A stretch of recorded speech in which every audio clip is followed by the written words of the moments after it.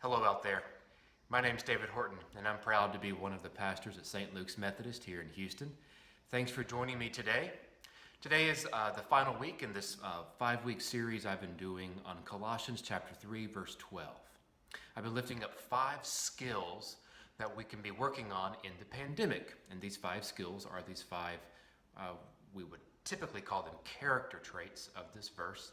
I think they're skills because a skill is something that you do. It's a habit.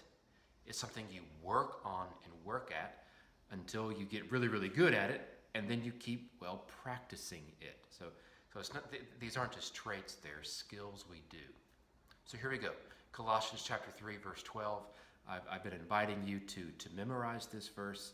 This is just one of those verses in Scripture that I think we should all know. Colossians 3:12. As God's chosen ones, holy and beloved, clothe yourselves with compassion, kindness, humility, meekness, and patience. I've been offering a paraphrase for each of these words so we can understand these in our own language. So patience is really about long suffering. It's about sticking to something through the hard, knowing God's going to guide you every step of the way. Meekness is about a non-anxious strength. The world needs this so much right now. I need that so much right now. A non-anxious strength. Meekness is not about being a pushover. It's not about being weak. It's about having really the most powerful power that there is. Something that is not limited by any kind of fear. Non-anxious strength. Humility is anti-selfishness.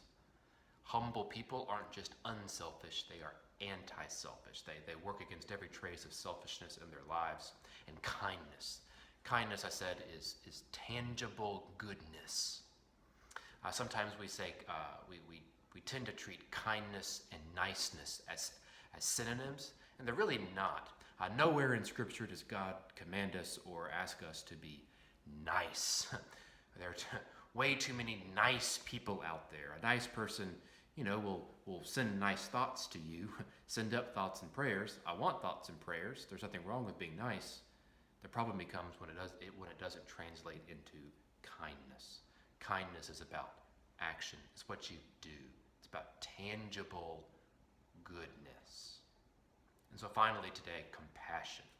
Compassion. What is compassion? It is sympathetic solidarity. Sympathetic solidarity. The word in Greek that Paul uses is oiktyrmos. I had to practice that. Oiktyrmos. Our English word for compassion comes from the Latin for suffering with. What is compassion? You suffer with somebody. But the paraphrase I'm going to go with is sympathetic solidarity. Compassion is about sympathy, okay? Sympathy means you feel what somebody else feels. You feel their feelings. It's this ability to understand somebody else's inner life, the emotions they're feeling on the inside, and then you mirror that with your own inner life, your own emotions. Of course, you can't see or touch or taste or smell or see any of those emotions, but still you get it. You're able to feel what they're feeling, and you mirror that yourself. That is sympathy. Sympathy is not empathy, okay? Sometimes we get those mixed up. Empathy is about understanding up here in your head. It's about understanding what somebody else is feeling or going through. You can see how somebody would feel this way. You can run a mental simulation of why somebody would feel this way, but it never makes it to your heart. You never really feel what they are feeling. Empathy is about head knowledge. Sympathy is about heart knowledge. You feel it. So to illustrate, so my campus of St. Luke's is Gethsemane, our wonderful, hyper-diverse assembly of nations in Southwest Houston. And for the longest time at Gethsemane, really our strategy for growing the congregation was inviting all the nations in our neighborhood to come worship with us in English, okay? We had an English preacher. I am an English preacher, and so we wanted to invite all people of all languages, all races, all cultures to come and worship in our English service. Well, I went on a mission trip around this time to the Dominican Republic, and I got a chance to worship with some of the Dominicans, in their own language. And it just so happened we were in a town where they worshipped in French. Now, I don't speak a word of French. I speak pretty good Spanish. I speak pretty good English, but not a word of French. And so here I was with these youth and other adult counselors in this worship service in French. Didn't have a clue what was going on. I had no idea. I knew the preacher was, preaching very loudly. The music was awesome. It was so hot. There was no air conditioning. I didn't know what was going on. And I could finally, for the first time in my life, friends,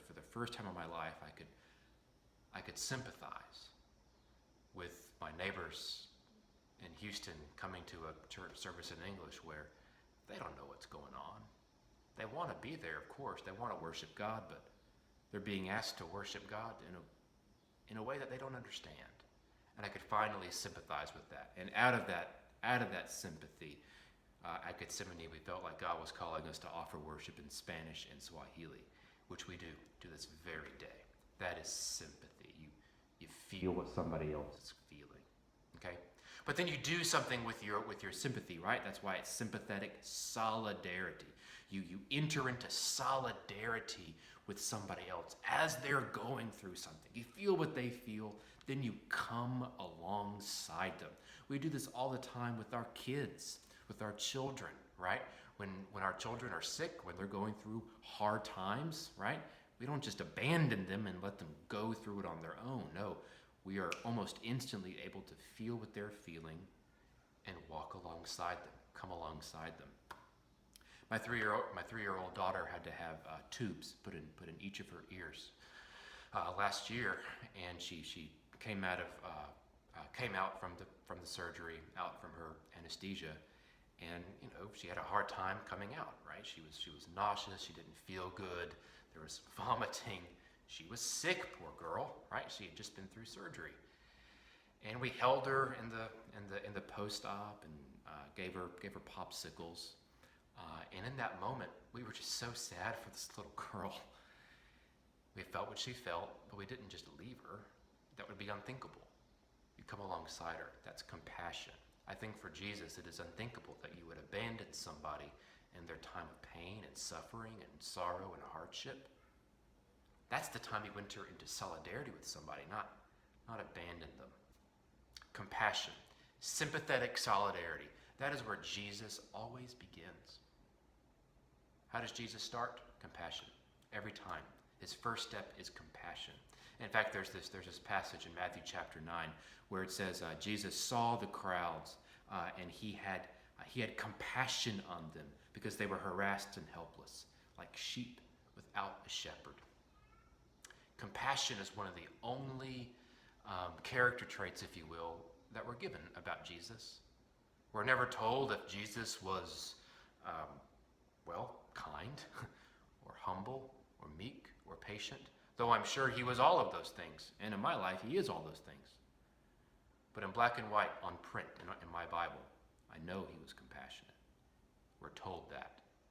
The gospel writers always want us to remember that the first thing Jesus does in his ministry is always turn toward compassion. So that's my challenge for you this week.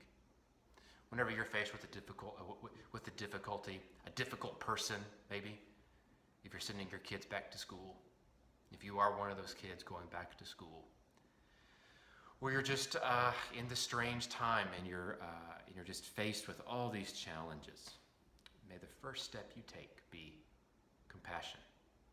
Feel what somebody else feels and walk alongside them. God bless you and have a great week.